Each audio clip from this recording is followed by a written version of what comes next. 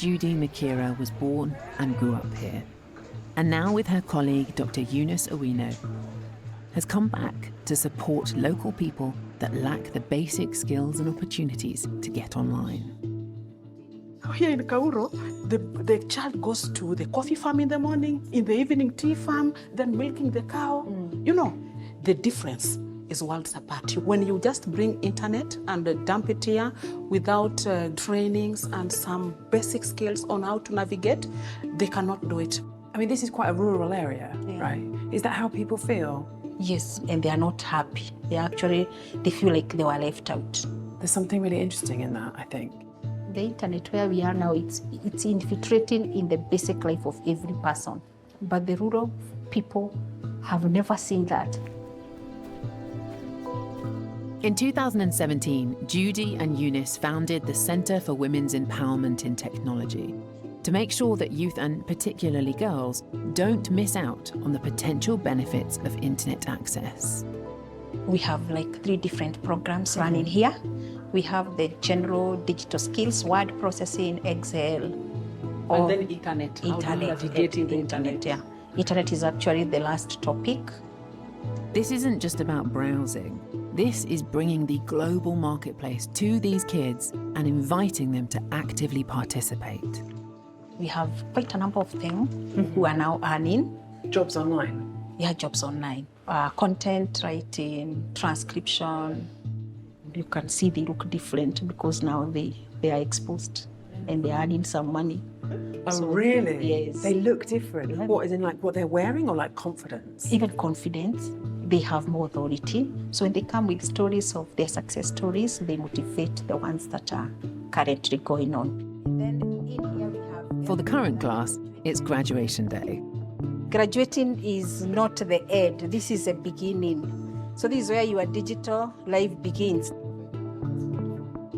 These are the places where jobs and access to high-quality education are scarce, that perhaps have the most to gain from coming online. But it will require more than internet beaming laser devices. You need centres like this to help ensure the positives reach everyone.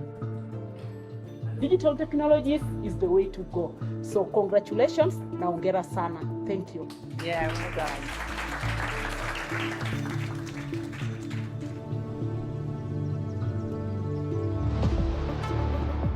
The Kenyan government has recognised the potential that technology offers its population and are investing heavily in its fledgling digital sector, even building a new tech hub from the ground up.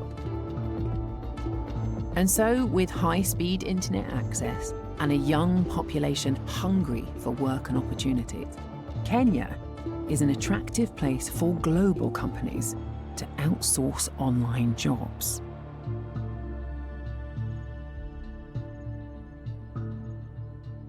I got the job in April, so that's Few months. few months, yeah. Let's say maybe 5 months-ish.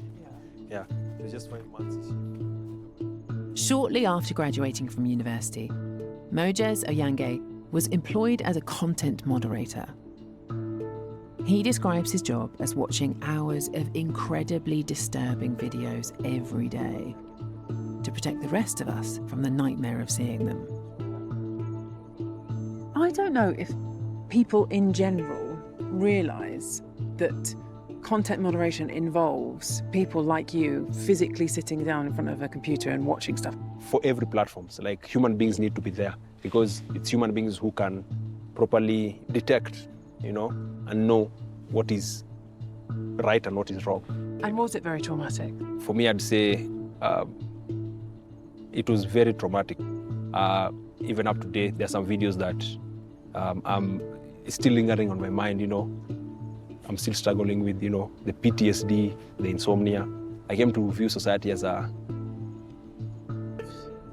totally different, Like you've peeked inside the inner lives of people in a way that the rest of us haven't. Yeah. Content moderators were basically the first responders. I equate them to like people who go to war, to defend a country.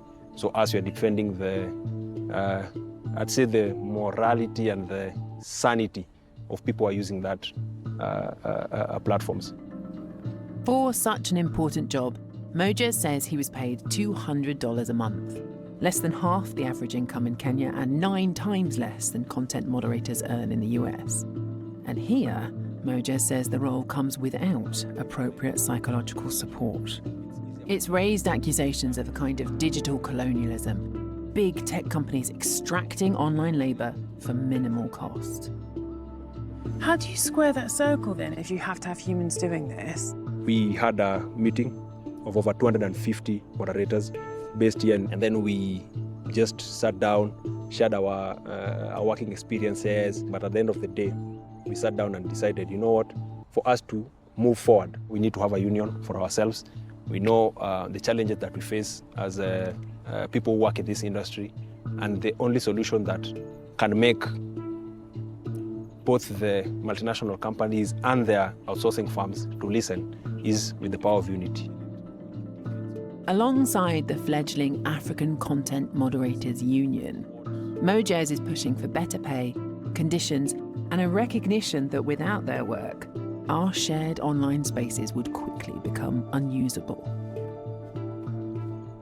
I think the thing about the internet is that there's obviously the very good stuff, but we don't want to see the bad stuff.